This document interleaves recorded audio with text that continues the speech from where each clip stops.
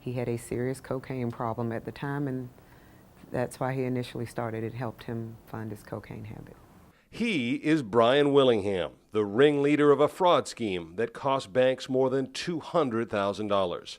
Willingham pulled off the scam by luring in neighbors. Different residents at this housing complex, they use their own information to open up accounts through this bank, knowing that the only thing they were going to do was receive the checks in the mail and write worthless checks on all the accounts.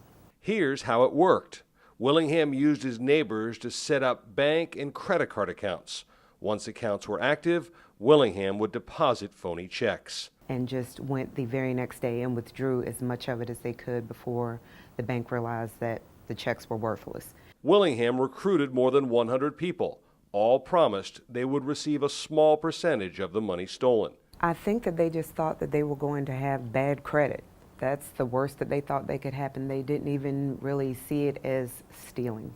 You ultimately helped steal $200,000 from this bank. Willingham even recruited family members, including his uncle and cousins who lived nearby.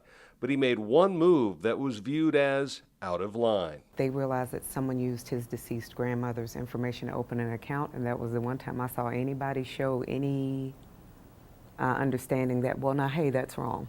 Some advice from postal inspectors: never give your personal information to anyone, especially someone offering you money in return. If you are approached with someone who tells you that, oh, this is a quick, easy way to make money, you can't really get into trouble, no one's going to get hurt, it'll just hurt your credit, to absolutely no. When you know that money does not belong to you, you could end up federally indicted.